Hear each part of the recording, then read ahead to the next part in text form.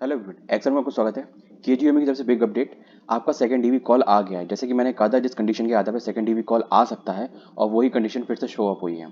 ठीक है, किन किन को जाना है डीवी के लिए फटाफट से देख लो। सबसे पहले मैं पोस्ट वाइज बता रहा हूँ किससे कितने रैंक वाले जाने हैं। ये ऑफिशियल नोटिफिकेशन अभी थोड़ी देर पहले ही आया हुआ है, लेकिन अभी मुझे एक चीज़ पता चली है कि कुछ जिन लोगों को सेकंड डीवी कॉल के लिए बुलाया जा रहा है, उनमें से कुछ लोगों के पास कॉल या फिर मेल के थ्रू उनके थ्रू उनको कांटेक्ट किया गया है। अगर आप उनमें से हैं तो प्लीज़ कमेंट करिएगा। ये रहा आपका ऑफिशियल नोटिफिकेशन। जैसे कि आप देख सकते हो, यहाँ इसमें साफ साफ लिखा हुआ कि 12 जून को आपका सेकंड डीवी कॉल है।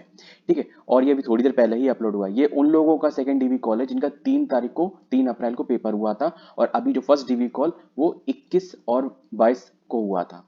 ठीक है, 20 या 21 या 21 मई को हुआ था। ठीक है, उनके लिए है। ठीक है, डॉक्यूमेंट का सीक्वेंस मैं बता दूंगा अभी, लेकिन सबसे पहले किन को जाना है वो पहले आप जान लो।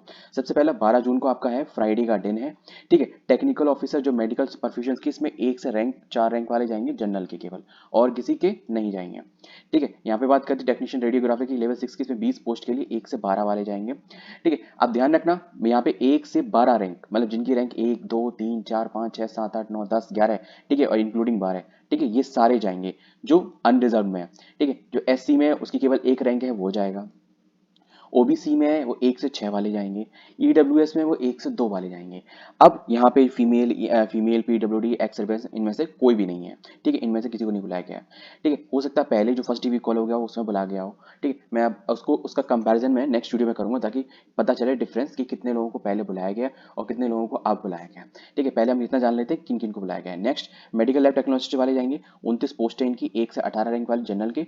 ठीक है, एससी के 1 से 5, ओबीसी के 1 से 14, और ईडब्ल्यूएस के 1 से 3, और गर्ल्स में 1 से 5। ध्यान रखें, इसमें कोई पर्टिकुलर, ये जो गर्ल्स होती हैं ये अनरिजर्व की भी हो सकती हैं, एससी की भी हो सकती हैं, ओबीसी की भी हो सकती हैं, ईडब्ल्यूएस की भी, किसी की भी हो सकती है। ठीक है, that is to be mandatory for that. ठीक है, ये अलग क्राइटेरिया। ठीक है, बात करते हैं यहाँ पे जूनियर लैब एमएलटी की। ठीक है, तो इसमें लेवल 5 की 7 पोस्ट है। इसमें 1 से 6 रैंक वाले अनरिजर्व के बुलाए गए, 1 से 2 रैंक वाले एससी के बुलाए गए, और 1 से 2 रैंक वाले ओबीसी के बुलाए गए, और एक रैंक जिसकी फर्स्ट रैंक है ये गर्ल्स में, ठीक है, उसको बुलाया गया है। यहाँ पे क्लियर कट है। एक चीज अब यहाँ पे कई लोग कंफ्यूजन हो रहे हैं कि भाई 7 पोस्ट इतने क्यों, क्योंकि डिपेंड होता, कभी कभी ऐसा होता है ये चीज इसमें इंक्लूडेड होती है, ओवर मर्ज होते हैं। अब जैसे कि इसमें जिसकी जिसकी रैंक फर्स्ट एक आई है यहाँ पे गर्ल्स की, हो सकता है इसमें ओवरऑल रैंक में उसकी भी फर्स्ट आई हो। ठीक है, या सेकेंड आई हो, तो मतलब जिससे भी उसे कंसीडर किया जाएगा, कंसीडर कर लिया जाएगा, जिसमें वो टॉप में होगी। ठीक है, भले वो ओबीसी में टॉप में हो जाए, फीमेल में फीमेल रैंक में, क्योंकि रैंक 1 है तो रैंक 1 से टॉप ही क्या ही होगा। नेक्स्ट, टेक्निकल न्यूक्लियर मेडिसिन में इसमें 4 पोस्ट है, 1 से 2 रैंक वाले इसमें केवल बुलाए गए हैं। बाकी वालों को इसमें यहाँ पे कुछ दिखा नहीं गया, हो सकता है बाकी 2 का डीवी हो चुका। ठीक है, अब यहाँ पे टेक्निकल ग्रेड 2 के डेंटल की है। इसमें 4 पोस्ट के लिए केवल एक बंदा बुलाया गया, केवल जिसकी ओवरऑल में एक रैंक में ना एससी एसटी ओबीसी गर्ल्स कोई भी नहीं। ठीक है, यहाँ पे बात करते हैं मेडिकल सोशल सर्विस ग्रेड 2 की ऑफिसर की। इसमें 23 पोस्ट है। इसमें 1 से 12 वाले जनरल के, और 1 से 6 एससी। ठीक है, और 1 से 13 ओबीसी, और 1 से 4 ईडब्ल्यूएस वाले बुलाए गए हैं। हाँ, एक रैंक वाला जिसकी एक्स सर्विस में एक फर्स्ट रैंक है उसको भी बुलाया गया। नेक्स्ट, रिसेप्शनिस्ट लेवल 5 की 23 पोस्ट के लिए 1 से 14 अनरिजर्व के, 1 से 5 एससी के, 1 से 11 रैंक वाले ओबीसी के, और 1 से 4 रैंक वाले ईडब्ल्यूएस के, और 1 से 4 रैंक वाले गर्ल्स के भी बुलाए गए हैं। नेक्स्ट, असिस्टेंट सिक्योरिटी ऑफिसर की 11 पोस्ट है। इसमें 1 से 7 रैंक वाले अनरिजर्व के, 1 से 3 वाले एससी के, 1 से 6 वाले ओबीसी के, और 1 से 2 वाले ईडब्ल्यूएस के, और 1 से 2 रैंक वाले गर्ल्स भी बुलाई गई हैं। अब किनको डीवी के लिए नहीं जाना है 12 जून को? ठीक है, कल। अब ये बात ये है, अभी ये कहोगे भाई आपने पहले क्यों नहीं अपडेट किया? बहुत से लोग कमेंट भी कर रहे थे कि 12 जून को सेकंड डीवी कॉल होने वाला है, लेकिन वो 12 मई भी लिखा था किसी ने। ठीक है, 12 जून नहीं लिखा था बाई मिस्टेक। तो मुझे लग रहा था, क्योंकि उम्मीद तो थी, क्योंकि क्या कमियां हैं वो मुझे पता है। ठीक है, और उन कमियों के आधार पर सेकंड डीवी कॉल होना बहुत लाजमी है। ठीक है, अब यहाँ पे किनको डीवी 12 कल डीवी के लिए नहीं जाना है, ठीक है, वो ध्यान रख लें सबसे पहले। ठीक है, सबसे पहले वो चीज़ ध्यान रखें जिनका 20 तारीख को 21 तारीख को, मैं भी थोड़ा कंफ्यूजन था कि मतलब 20 थी कि 22 थी। ठीक है, 20 और 21 था। ठीक है, तो 20 और 21 तारीख को जिनका डीवी हो चुका है, और जिनका डीवी कंप्लीट हो चुका है और are not required to report again, ठीक है, उनको दोबारा नहीं जाना। एक बात मैं बता दूं, जब आपको डीवी हो चुका होगा तो आपको डॉक्यूमेंट वेरिफिकेशन एक रिसीट मिली होगी। ठीक है, अगर आपको वो मिली है तो आपको डीवी देने नहीं जाना है। बाकी क्योंकि मैं एक चीज़ देख रहा हूँ कि जैसे ये रैंक 1 है, 1 से 2 वाले इसमें न्यूक्लियर मेडिसिन में 1 से, तो ये ज़्यादातर मैं देख रहा हूँ जहाँ तक ये कॉमन ही है। ठीक है, इसमें कैटेगराइजेशन कोई खास डिफरेंस मुझे महसूस नहीं हो रहा है। ठीक है, जहाँ तक जो फर्स्ट डीवी कॉल आया था इन्होंने उसी को ही बस कॉपी पेस्ट कर दिया है। अगर कुछ चेंज हुआ होगा तो मैं नेक्स्ट वीडियो में आपको कंपैरिजन करके बता दूंगा।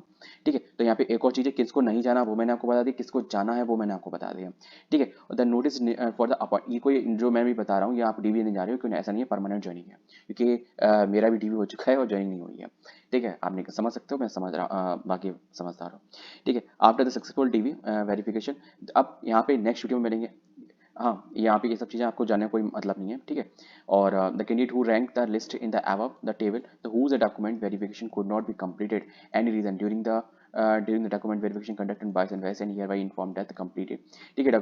आप जैसे कि बहुत से कैंडिडेट ऐसे होंगे जिसमें कि 21 तारीख को लेखपाल का पेपर था, वो पेपर देने गए होंगे और उन्होंने इसको नहीं अटेम्प्ट किया होगा, तो ये उनके लिए बहुत बड़ा खुशखबरी है और बहुत अच्छा मौका है कि वो उस पेपर को भी उन्होंने अटेम्प्ट कर लिया, ठीक है, और ये डीवी को भी वो अटेंड कर लेंगे। तो मैंने आप लोगों से वैसे भी कहा था कि अगर आप चाहो तो 20 और 21, जैसे कि 21 तारीख को पेपर था तो 20 तारीख को भी आप अपना डीवी अटेंड करा सकते हो, और नहीं तो सेकंड डीवी कॉल में आपको कर दिया। अब यहाँ पे एक चीज़ और लिखी हुई है कि जैसे कि इन्होंने जैसे लाइन लिखी है, ये चीज़ कह रही है कि सारी रैंक वाइज तो वो सेम ही है।